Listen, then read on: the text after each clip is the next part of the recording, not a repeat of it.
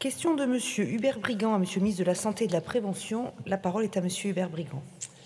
Madame la ministre, je souhaite attirer une nouvelle fois votre attention sur la fracture sanitaire dont sont victimes les habitants de la 4e circonscription de la Côte d'Or, qui, en plus d'être la plus grande circonscription de France, est une circonscription exclusivement rurale.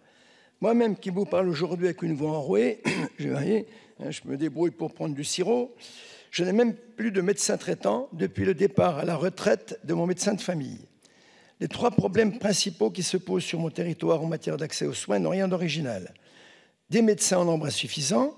Nous avons cruellement besoin de médecins généralistes, de spécialistes, ophtalmo, ORL, gynécologues, etc. Il devient de plus en plus compliqué d'obtenir un rendez-vous dans des délais acceptables.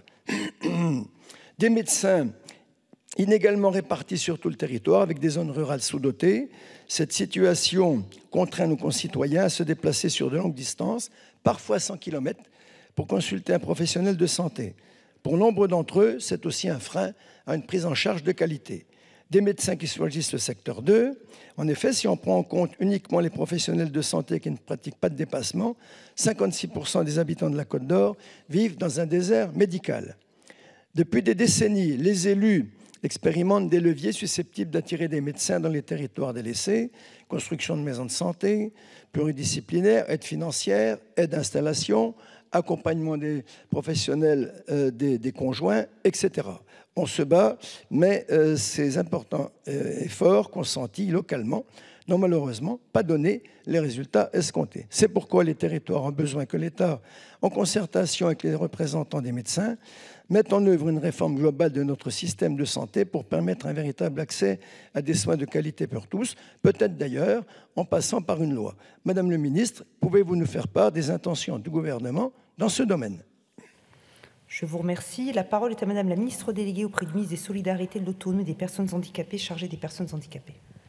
Bien, Madame la Présidente, merci. Monsieur le député, je renouvelle les excuses de François Braun qui ne peut être là ce matin, mais je vais vous donner les réponses, en tout cas dans votre beau département de la Côte d'Or.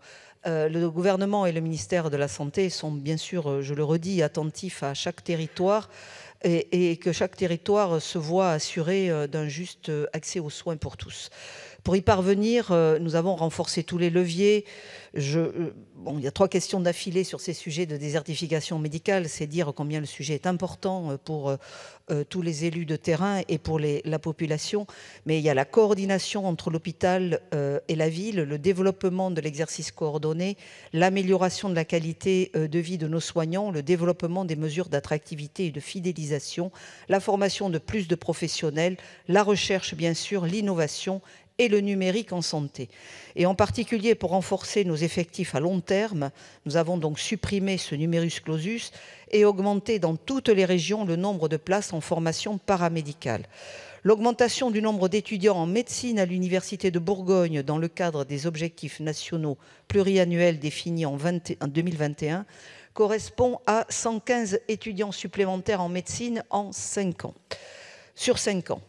Autant d'actions qui sont déployées par l'ARS Bourgogne-Franche-Comté en lien avec toutes les parties prenantes, collectivités locales, élus, usagers, professionnels de santé. Un travail en collaboration avec le CHU, le centre hospitalier de Haute-Côte d'Or a été initié afin de mettre en œuvre des consultations avancées, y compris dans les spécialités d'ophtalmologie et d'orthopsie, pour répondre aux besoins de la population. Cette orientation s'inscrit dans la labellisation hôpital de proximité dont bénéficie le site de Châtillon depuis 2022. Le développement de la télémédecine sur ce territoire permet également des télé-expertises spécialisées, notamment en ophtalmologie, dans des délais raisonnables. L'ARS accompagne financièrement à hauteur de 50 000 € les initiatives visant à développer l'accueil des stagiaires et à améliorer les conditions d'hébergement des étudiants en santé. L'ARS travaille à conforter les consultations de ville. La nouvelle maison de santé pluridisciplinaire de Châtillon a ainsi permis de faciliter l'arrivée d'une pédiatre.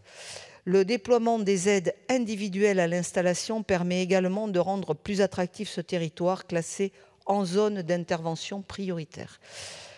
et les travaux de déclinaison du CNR Santé qui se déploient actuellement dans les départements sous l'égide de la conférence territoriale de santé et avec l'appui de l'ARS vont permettre d'apporter des réponses concrètes et opérationnelles pour les habitants en matière de prévention, d'accès à un médecin traitant, d'accès aux soins, d'attractivité des professionnels de santé. Un premier bilan des actions proposées et réalisées sera présenté aux acteurs au dernier trimestre 2023. Donc nous sommes bien conscients des difficultés dans votre département et nous mettons tout en œuvre, bien sûr, avec tous les acteurs pour essayer de tenter d'améliorer cette offre de soins et surtout de répondre aux besoins des habitants du département de Côte-d'Or. Je vous remercie.